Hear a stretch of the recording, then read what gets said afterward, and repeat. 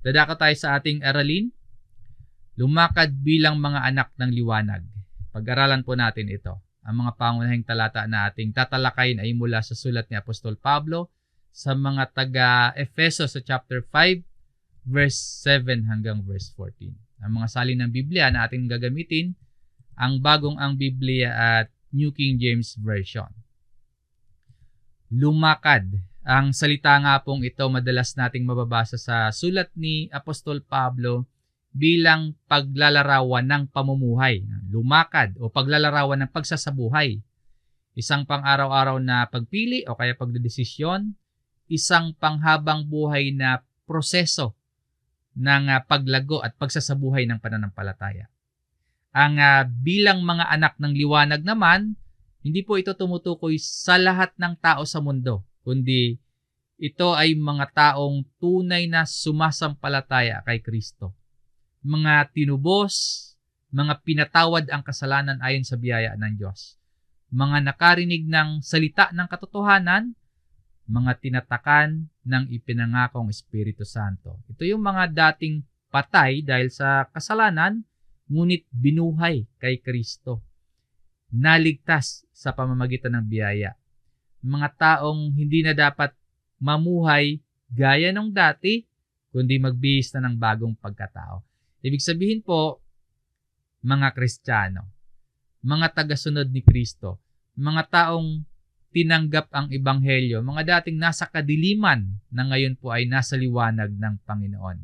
Ito yung mga taong nabibilang sa liwanag at nararapat ng mamuhay ayon sa liwanag. So, kung ikaw ay na kay Kristo na, hindi ka na pwedeng or hindi na angkop na mamuhay katulad ng dati noong wala ka pa kay Kristo.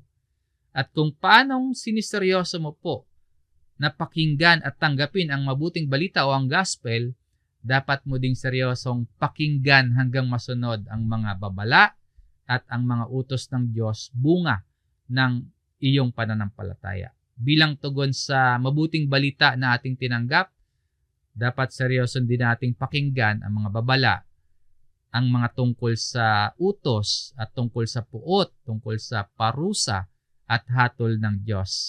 Kailangan din po nating seryosong pakinggan yan dahil madali tayong matukso na bumalik sa dati nating pamumuhay nung tayo ay wala pa kay Kristo. At mabilis din tayong maakay na gayahin yung masamang pag-iisip at masasamang pamumuhay ng mga taong wala pa kay Kristo. Ang pagsusumamo ni Pablo sa mga taga-Efeso na kayo'y lumakad ng nararapat sa pagkatawag na sa inyo'y itinawag.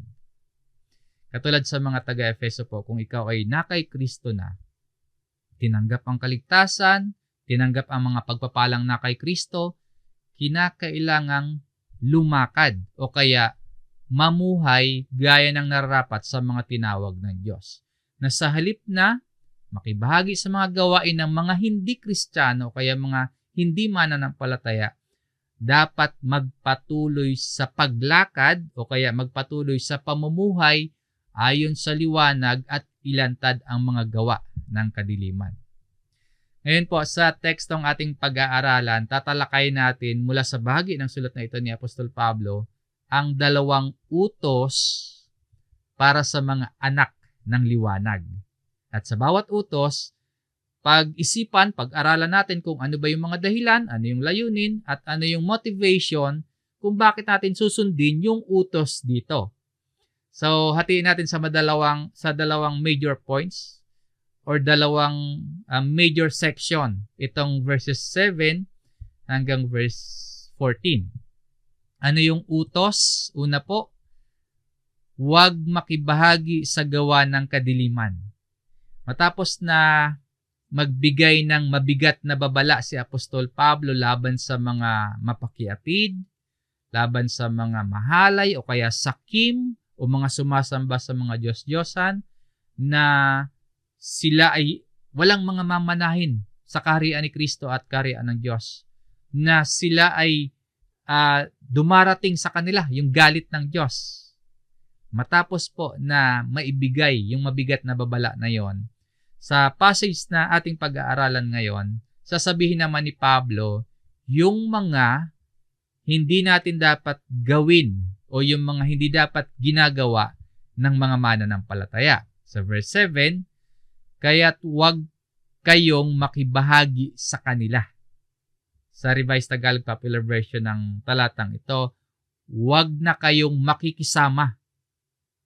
Ibig sabihin, kung ayaw natin na matulad sa yung buhay natin, matulad sa kahihinatnan ng buhay ng mga anak ng pagsuway, buhay ng mga taong walang mamanahin sa kaharian ng Diyos, wag daw po nating tutularan yung pamumuhay nila.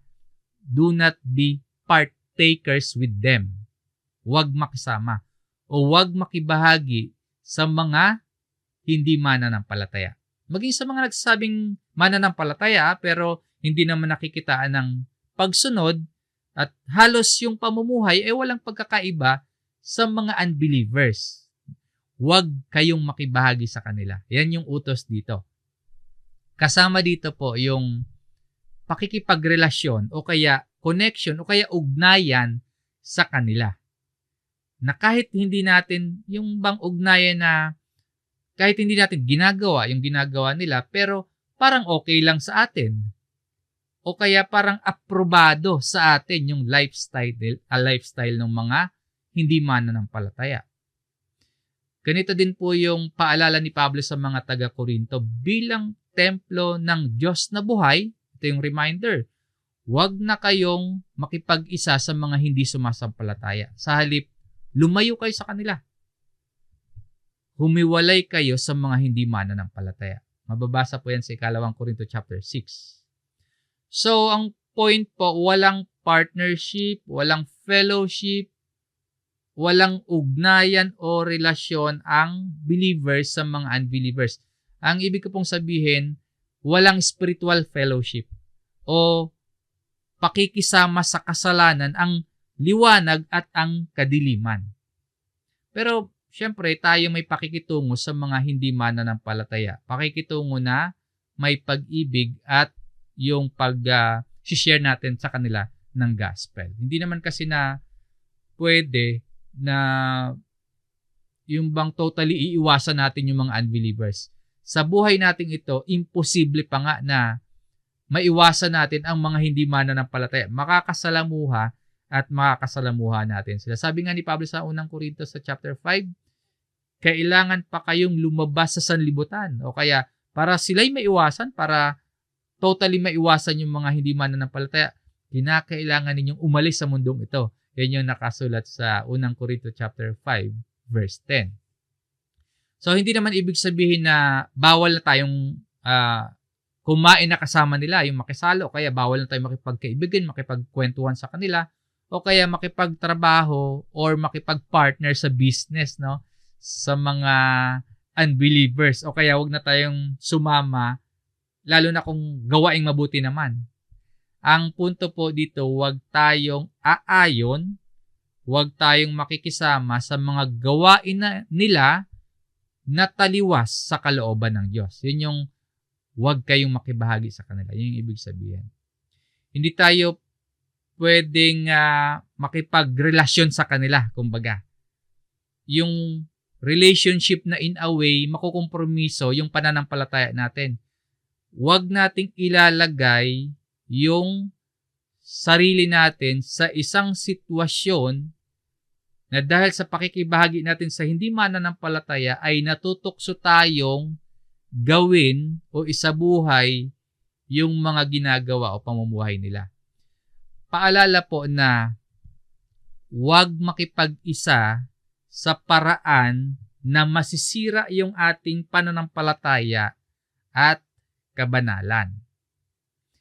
Tingnan po ninyo kung gaano kaseryoso ang Biblia na dapat pala talagang iniiwasan ng mga mananampalataya ang mga pamumuhay ng mga hindi mananampalataya. Basahin natin tong Ephesians chapter 6 verse 12. Sapagkat ang ating pakikipaglaban ay hindi laban sa laman at dugo, kundi laban sa mga pinuno, laban sa mga may kapangyarihan, laban sa mga kapangyarihang di nakikita na naghahari sa sanlibutan sa kadilimang ito, laban sa hukbong spiritual ng kasama sa kalangitan. May seryosong labanan. At ganito naman po ang nakasulat sa Acts chapter 26 verse 18. Upang buksan ang kanilang mga mata at sila'y magbalik mula sa kadiliman tungo sa liwanag at mula sa kapangyarihan ng Satanas tungo sa Diyos, upang makatanggap sila ng kapatawaran ng mga kasalanan at ng isang puok sa piling ng mga ginawang banal sa pamamagitan ng pananampalataya sa akin. So seryoso po ang mga paalala, seryoso ang mga babala ng Biblia na talikuran natin ang kadiliman at tunguhin natin ang liwanag. Talikuran natin ang kapangyarihan ni Satanas at tunguhin natin ang Diyos. So, siyasatin po nating mabuti yung ating mga sarili. I-check, bantayan, siyasatin yung ating pamumuhay. Meron ba tayong mga ginagawa sa pribadong oras natin o kaya sa mga panahong walang nakakakita sa atin, halimbawa sa paghahanap buhay natin? O kaya yun nga, yung maging sa pakikipagrelasyon natin na nakikibahagi ba tayo? O kaya nakikisama tayo sa gawain ng kadiliman? Gawain ng kamunduhan o kaya kasalanan? Meron ba tayong mga sinasamahang tao, mga barkada o mga kaibigan natin, o kaya boyfriend, girlfriend o asawa natin na sinasamahan natin na namumuhay sa kadiliman, na sarado yung kanilang mga mata, namumuhay sa kasalanan? Tandaan po natin ang sinasabi ng salita ng Diyos. Ephesians chapter 5 verse 7. Kaya't huwag kayong makibahagi sa kanila. Huwag makibahagi sa kasalanan ng iba. Huwag silang gagayahin kung kasalanan, no? Huwag silang sasamahan sa gawaing masama. At huwag ding aaprubahan o kaya susuportahan o kaya tatanggapin yung mga ginagawa nila. Natalakay natin ito sa naunang mga talatang ating pinag-aralan. Ang tinutukoy dito, ito yung mga mapakiapid, ito yung mga sakim, may karumihan, mahahalay, pag-iisip at pananalita, mga sumasamba sa Diyos-Diyosan, yung mga walang mamanahin sa kaharian ng Diyos at mga kinapupuotan ng Diyos. Do not be partakers with them. Matapos sabihin ito ni Apostol Pablo, kung ano yung hindi dapat gawin, sasabihin din niya sa kasunod kung ano yung dapat gawin at ano-ano yung mga dahilan o kaya motibasyon para gawin o sundin yung utos dito. Ano yung dapat gawin? Lumakad ayon sa bagong pagkakakilanlan. Sa verse 8, sapagkat kayo'y dating kadiliman, subalit ngayon ay liwanag sa Panginoon. Lumakad kayong gaya ng mga anak ng liwanag. So dahil ngayon ay nasa kaliwanagan na, walk as children of light. Ano ba yung ibig sabihin ng nasa kaliwanagan o kaya buhay na nasa liwanag? Ito yung buhay na tinutularan ang Diyos dahil ang Diyos ay liwanag. Ito yung lumalakad sa liwanag dahil alam nating ang Diyos ay liwanag. Ibig sabihin po, ito yung buhay na ayon sa liwanag ng salita ng Diyos. Buhay na nasa liwanag. Buhay na nasa kaliwanagan. Hindi ito madaling masunod. No? Lalo na kung may natitira pang gawain ng kadiliman na nasa puso natin. Hindi madaling sumunod na lumakad kayong gaya ng mga anak ng liwanag. Lalo na kung yung puso natin ay meron pang natitirang gawain ng kadiliman tulad ng sexual immorality, yung karumihan, o kaya meron pang kasakiman, o kaya mahalay na pagsasalita. lalong nagiging mahirap sundin ito na lumakad gaya ng mga anak ng liwanag dahil na rin sa pressures sa paligid natin. Ano bang pressures ito? Kapag sinabi natin na kasalanan, may pinayuhan tayo, may kinausap tayo, at sinabi natin na kasalanan ang pagsisiping ng hindi mag-asawa o kaya ng kaparehong kasarian. O kaya sabihin natin na dapat pahalagahan ang kasal. Nagiging negatibo ang reactions nila sa atin. Yun yung pressure. Nagagalit sila, aatakihin tayo. Kaya po, mas nahihirapan tayong lumakad sa liwanag. Pero ang paalala nga sa atin bilang mga mananampalataya, manatili sa daang inilatag ng Panginoon. So manatili, wag yung paliko-liko. Wag paatras ng paatras. Anumang pressures, anumang hirap, dapat diretso lang yung lakad. Walk as children of light. Merong ipinapagawa si Pablo. Lumakad kayong gaya ng mga anak ng liwanag. Meron ding hindi ipinapagawa si Apostol Pablo. Huwag kayong makibahagi sa kanila, sa mga hindi mananampalataya. Para makalakad tayo sa liwanag, nagbigay si Apostle Paul ng ilang mga dahilan kung bakit natin dapat sundin ang utos dito sa atin. Ito yung unang dahilan. Sabi po sa verse 8, lumakad kayong gaya ng mga anak ng liwanag. Ito ay reminder, paalala ng bagong identity natin as children of light. Hindi na ikaw tulad ng dati, na bago ka na. Dahil na kay Kristo ka na, dahil nakilala mo na si Kristo, at ang katotohanan ng na kay Kristo, meron na tayong new identity, new self, bagong pagkatao. Wala na yung luma, wala na yung dati. So, dapat mamuhay ka na sa paraang angkop sa bagong identity mo. Dapat namumuhay ka na sa paraang angkop sa bagong pagkakakilanlan mo na meron ka kay Kristo. Sabi dito sa pasimula ng verse 8, sabi na Apostle Paul, sapagkat kayo'y dating kadiliman. Dati yon, iba na ngayon. May pagbabago na. Malaking pagbabago na nakikita sa pamumuhay. Nasa liwanag na dahil na kay Kristo na. Sinabi nga po ng Panginoong Hesus sa John chapter 8 verse 12, ako ang ilaw ng sanlibutan, sabi ng Panginoon. Ang sumusunod sa akin, hindi kailanman lalakad sa kadiliman, kundi magkakaroon ng ilaw ng buhay. Kaya wala na sa kadiliman, nasa liwanag na. May ilaw na ng buhay ang sinumang sumusunod sa Panginoong Hesus. Ang itinuturo dito sa atin, hindi lang basta pagbabago ng kalagayan, hindi lang basta pagbabago ng posisyon. Kasama yon. Mababago yung kalagayan, mababago yung posisyon, pero hindi lang yon, kundi pagbabago din po ng kalikasan o nature. Sabi po, kayo'y dating kadiliman. So, bago na yung kalikasan. Subalit ngayon ay liwanag sa Panginoon. Tandaan natin yung bagong pagkatao na meron tayo. Ngayon ay liwanag sa Panginoon. Mamuhay tayong eksakto sa description.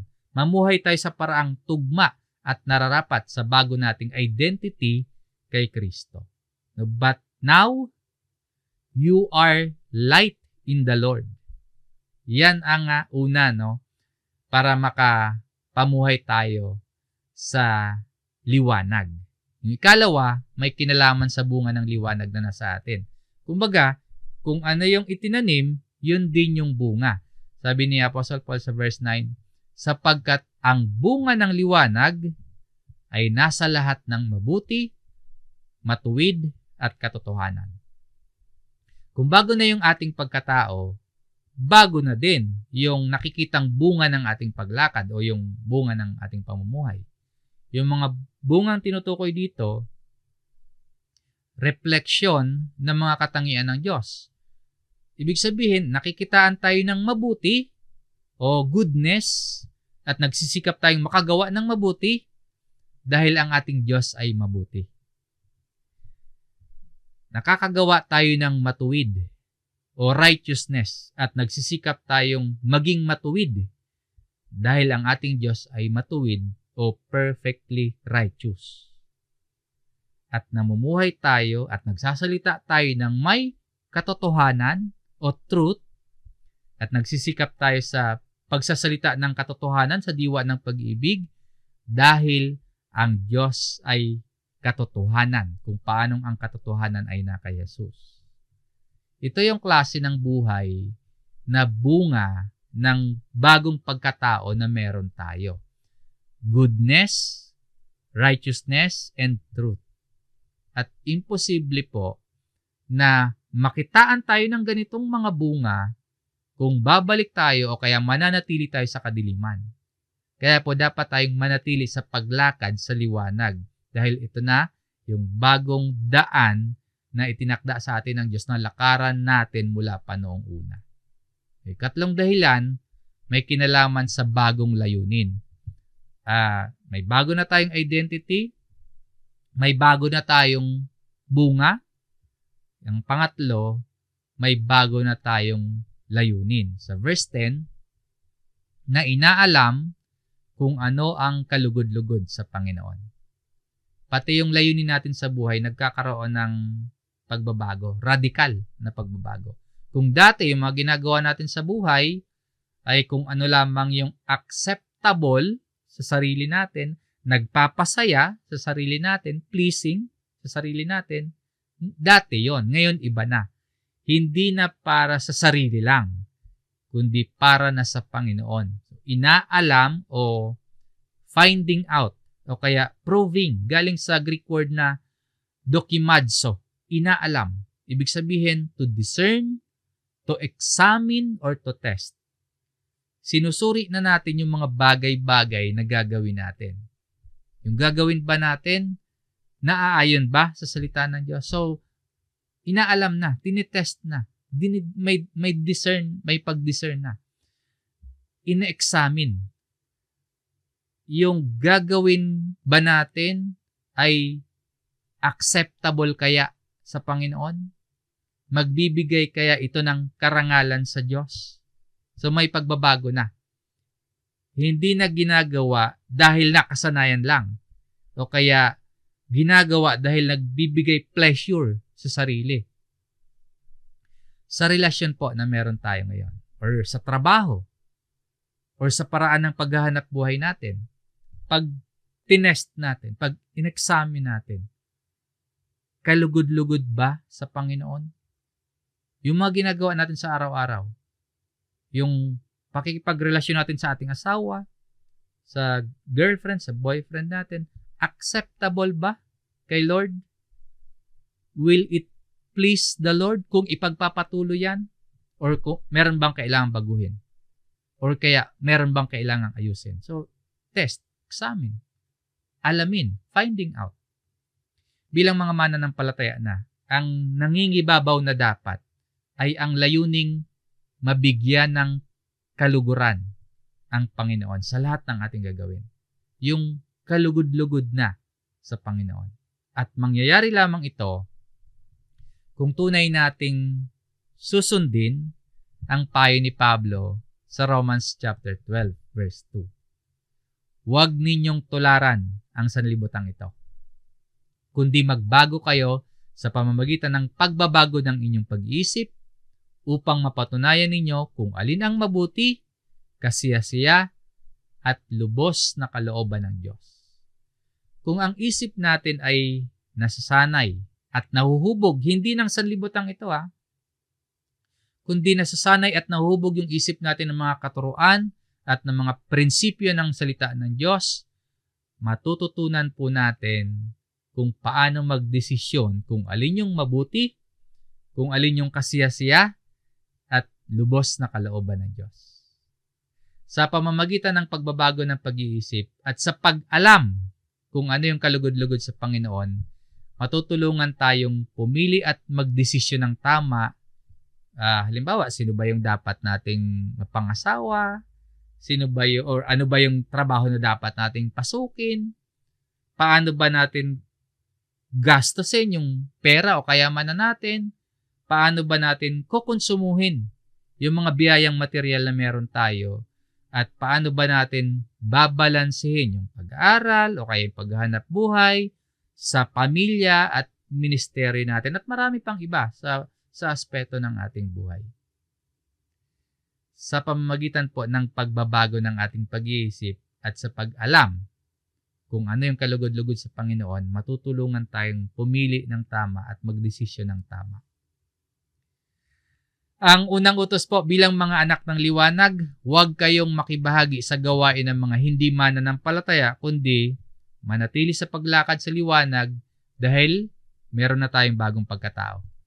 May bagong bunga o bagong gawain at may bagong layunin na tayo sa buhay. Ang ikalawang utos at ikalawang punto sa ating pag-aaral, ilantad ang gawa ng kadiliman sa liwanag. Dito naman po, itinuturo ni Pablo yung ikalawang utos na sa halip na makibahagi nga sa gawa ng kadiliman ay ilantad natin ito. Ang paglakad sa liwanag hindi lang pala basta pag-iwas lang sa mga makasalanan kundi pagmamalasakit din sa kanila, lalo na sa spiritual na kalagayan. Kaya hindi natin sila dapat ding binabaliwala.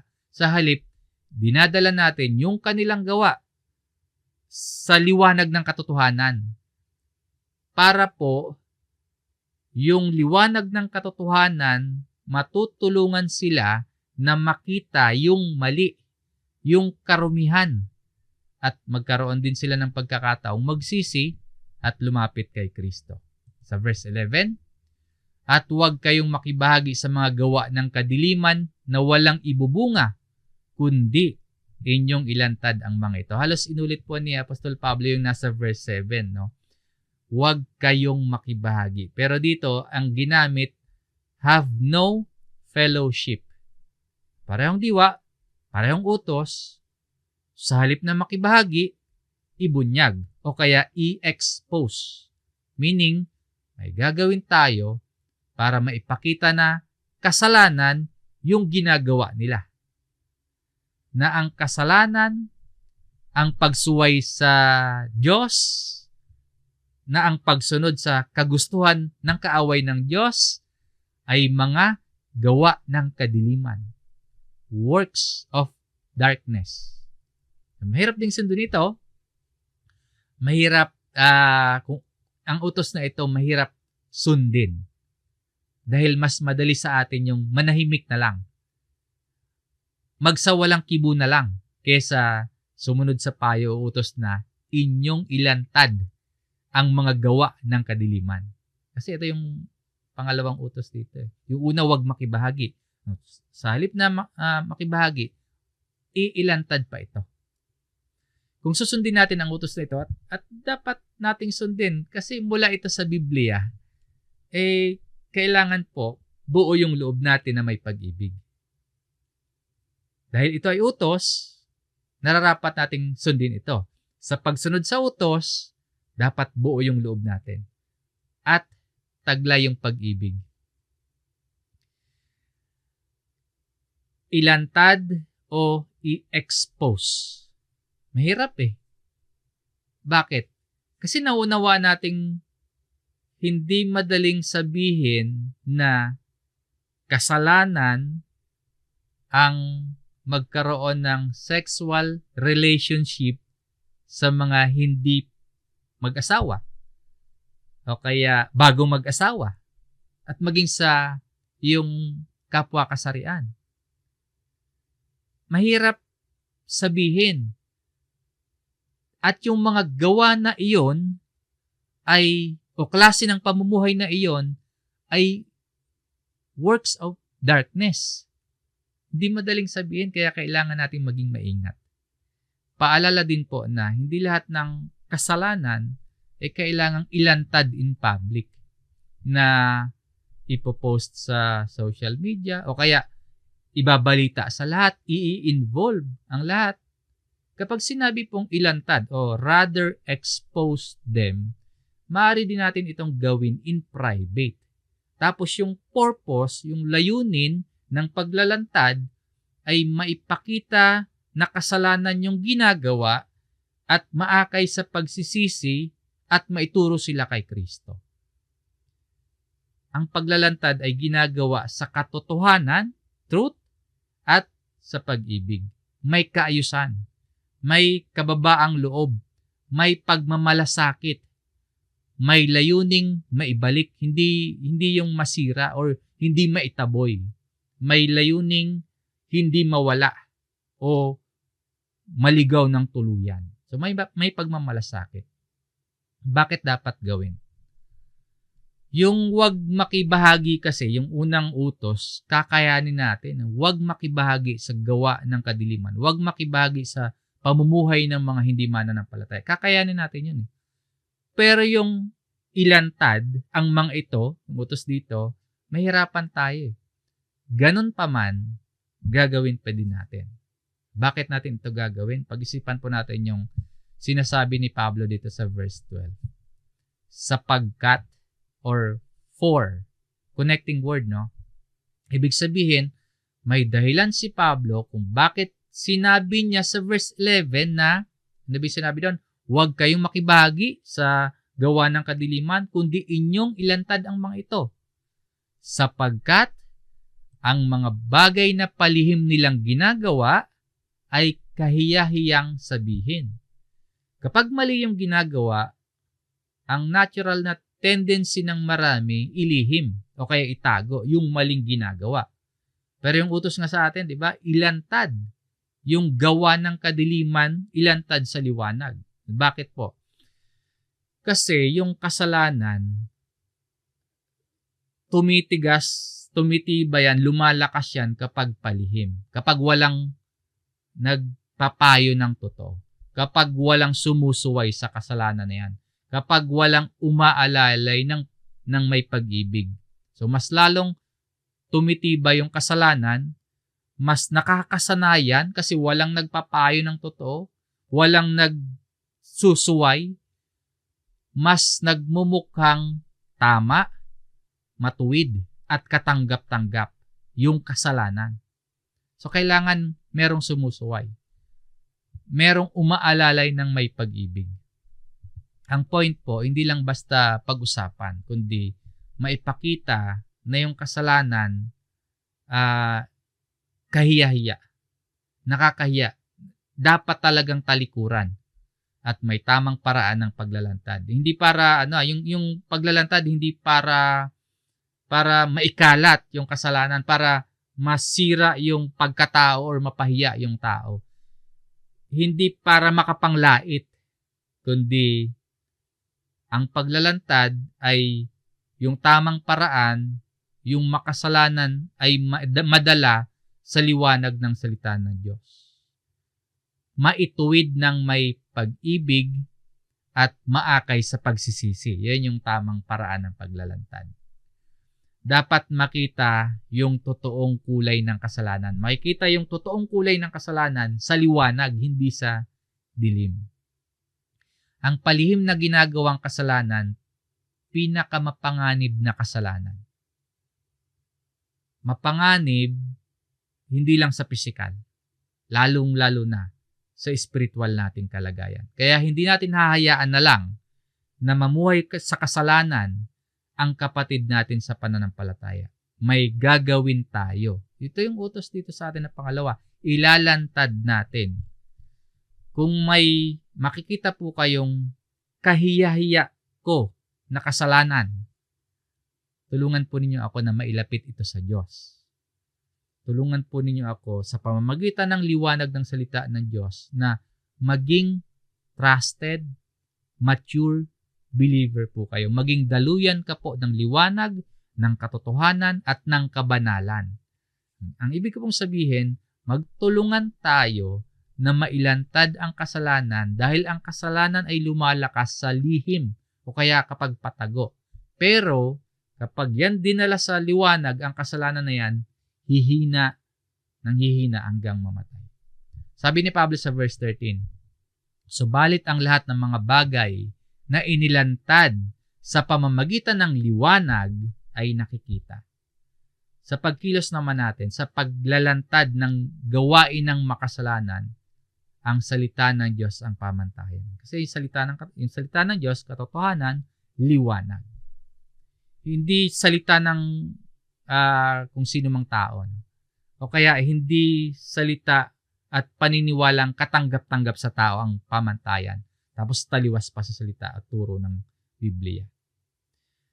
Ang layunin, hindi para ipahiya or saktan o ipamukhang makasalanan ang nagkakasala, kundi ang nais natin, ang layunin natin ay makasunod sa salita ng Diyos at matalo yung kadiliman at manaig yung liwanag. Ibig sabihin, ilalantad natin ang kasalanan para mapalitan yung kadiliman.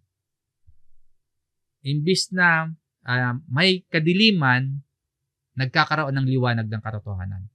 May lalantad yung mga bagay na palihim sa pamamagitan po ng liwanag. Muli, ano yung layunin ng paglalantad? Sa verse 14, sa pagpapatuloy ni Apostle Paul, yung English version nandito for whatever makes manifest is light. Ito yung sa verse 14. Sapagkat anumang bagay na nakikita ay liwanag. Sa Revised Tagalog Popular Version, at nalalantad ang lahat dahil sa liwanag. Meaning po, kapag ang isang bagay ay nalantad na, hindi na yan mananatiling lihim, na-reveal na na-expose na. Hindi na yan mananatili sa kadiliman. Ang liwanag ang nagbubunyag kung ano ang totoo. Sa pagpapatuloy, kaya't sinasabi, therefore, he says, sa limitadong kaalaman at kakayahan ko po, hindi ko makita kung meron itong eksaktong passage na pinagkunan si Apostle Paul mula sa Old Testament. Sabi niya dito, kaya't sinasabi. Galing kaya ito sa Old Testament? Hindi ko makita yung eksaktong passage na pinagkuhanan ni Pablo. Pero, ang verse na ito, tila isang particular na panawagan na katulad ng mga pahayag sa sulat ni Propeta Isaias. Sa chapter 51, sa verse 17, sa chapter 52, sa chapter 60, mga patungkol sa gumising at tumayo o kaya bumangon. Ngayon, ang mahalaga makita natin dito, may panawagan ang Diyos. May panawagan ang Diyos sa pamamagitan ng kanyang salita. Ano yung panawagan? Gumising ka, ikaw na natutulog. Ang natutulog dito, o yung who sleep, paglalarawan ng taong manhid sa kasalanan. Walang pakialam sa kabanalan. Walang pakialam sa katotohanan. Sa liwanag ng salita ng Diyos. Yan yung tulog. Hindi na-alarma sa masamang kalagayan at kadelikaduhan ng kasamaan. Maaring gising ito sa pisikal, pero tulog sa espiritual. Ang utos dito, kung may tulog sa espiritual, gumising. Gumising ka, ikaw na natutulog. Para bang spiritual comatose. Kailangang gumising. Ibig sabihin, magising sa espiritu, magising sa isip, magising sa puso, magising sa pananampalataya. At ang sabi pa, bumangon mula sa mga patay. Yung patay naman o yung dead, ito yung mga hiwalay sa Diyos. Ito yung mga alipin ng kasalanan, namumuhay ng sadya sa kasalanan, mga walang tunay na buhay na espiritual. Patay. Maaring buhay sila physically, religyoso, aktibo sa church, sa mga gawain, pero walang buhay kay Kristo. Ang utos dito, bumangon, arise. Isang panawagan ng pagsisisi. Isang panawagan ng pagtalikod sa kasalanan at pagbabalik sa Diyos. So, awake and arise. Gising, bumangon. Ibig sabihin, buhay. Kumikilos, gumagalaw. Lumalakad, lumalago. Nakikitaan ng patotoo. Buhay ang pananampalataya. Matapos sabihin ni Pablo ang utos na gumising at bumangon, nagbigay naman siya ng pangako. At si Kristo ay magliliwanag sa iyo. Gumising ka at bumangon at si Kristo ay magliliwanag sa iyo. Ito po ay tungkol sa kapangyarihan ni Kristo na bumago ng buhay, magbangon ng patay, at magbigay liwanag sa mga nasa kadiliman. Gumising ka, lumapit ka kay Kristo. Bumangon ka dahil may buhay kay Kristo. May liwanag, may bagong simula. Pagtuturo na hindi tayo ang mismong gumagawa at hindi rin tayo ang mismong pinagmumulan ng liwanag, kundi tumatanggap tayo ng liwanag mula kay Kristo. And Christ will give you light. Ang point po, ang dahilan kung bakit dapat nating ilantad ang kadiliman sa liwanag, kung bakit dapat nating iharap ang mga makasalanan kay Kristo, ay dahil po naniniwala tayo sa kapangyarihan ni Kristo na magliliwanag sa kadiliman, na bumubuhay ng patay at bumabago ng buhay. Kaya kay Kristo po may liwanag, may bagong buhay, may pag-asa ang sino mang nasa kadiliman. At ang liwanag ni Kristo hindi lang naglalantad ng kasalanan, ito rin ay nagbibigay ng bagong buhay. So mga kapatid, ito yung malinaw na gustong ituro ng Diyos sa atin sa pamamagitan ng Ephesians chapter 5, verse 11, verse 7 hanggang verse 14. Sa halip na makibahagi sa gawa ng kadiliman, dapat po tayong magpatuloy na lumakad sa liwanag at buong tapang na ilantad ang kadiliman sa liwanag ni Kristo. Hindi pala sapat na umiiwas lang tayo sa kasalanan, kundi ang panawagan din sa atin, mamuhay sa liwanag at akayin din sa liwanag ang iba. Para po maging personal yung application natin dito, may dalawang bagay tayong dapat gawin. Una, para sa sarili. Siyasatin natin yung ating mga puso. Meron bang tinatago pa tayong kasalanan? May mga bahagi ba ng buhay natin na nakikibahagi pa rin tayo sa kadiliman? Ibig sabihin, meron bang galit dyan? Bitterness, sama ng loob, inggit, maruruming pananalita, maling relasyon, mga sexual sins, maging kasakiman o materialismo o kaya pagkahumaling sa mga bagay na sa sanlibutan, huwag nating itago. Suriin natin yung ating mga sarili. Meron pa ba ng mga bagay na yan? Yung mga binabanggit ni Apostle Paul? Huwag nating itago. Ilantad natin sa liwanag. Sa ating pananampalataya, ang nagtutulak sa atin, hindi takot, kundi biyaya ni Kristo. May kapatawaran at may pagbabago sa Panginoon. So, siya sa atin yung ating mga sarili. Pangalawa, para sa iba din. Kung tayo ay anak ng liwanag, mga anak ng liwanag, hindi ibig sabihin na mananahimik na lang tayo. Hindi ibig sabihin na magsasawalang kibo na lang tayo habang yung iba napapahamak dahil sa kasalanan. So, may mga kaibigan ba tayo? May mga kamag-anak ba tayo? May mga kapamilya ba tayo? May mga kapatid ba tayo sa church na patuloy na sadyang namumuhay sa kasalanan? Ilalantad natin ang kasalanan sa tamang paraan at tamang layunin. Hindi para ipahiya o kaya hamakin ng iba, hindi para husgahan ng iba, kundi para akayin din sila sa liwanag ni Kristo. Again, hindi po ito madali, pero ito ang ating pag-asa. Makapangyarihan ang liwanag kaysa dilim. Kaya huwag tayong magsawalang bahala. Kung nakikita natin ang iba na nasisira ang buhay dahil sa kasalanan, ituro at akayin sila sa liwanag. Huwag nating baliwalain sila. Kung nakikita natin ang iba na namumuhay at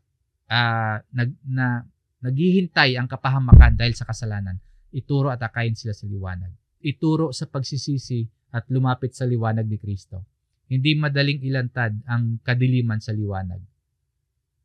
Ang kasalanan na natitira sa puso natin, hindi yan madaling ilantad. Maging yung kasalanan ng ibang tao, napakahirap ilantad. Kaya po patuloy nating ipangaral ang Ebanghelyo, patuloy nating ipaalala ang salita ng Diyos sa sarili nating puso at sa puso ng iba. Dahil ang Diyos ay merong kapangyarihang magtagumpay laban sa kadiliman sa pamamagitan ng liwanag ni Kristo. Ang mga kapatid, ang liwanag hindi yan nakikisa sa kadiliman. Kaya lumakad tayo sa liwanag. Lumakad gaya ng mga anak ng liwanag. Magsisi sa ating mga kasalanan, ituro ang iba kay Kristo. Sapagkat si Kristo ang liwanag na nagbibigay buhay. Huwag tayong makibahagi sa gawa ng kadiliman at huwag din tayong manahimik na lamang habang may kasalanang sumisira sa atin at sumisira sa iba, kundi ilantad natin ang kadiliman sa liwanag ng salita ng Diyos. Hindi para manlait, hindi para manghusga, kundi para magligtas at para magtuwid. Lumakad tayo bilang mga anak ng liwanag sapagkat si Kristo ang ating liwanag. Sa Diyos ang lahat ng papuri. Maraming salamat po sa inyong pakikinig mga kapatid. Hanggang dito ang ating pag-aaral. Tayo po ay muling manalangin.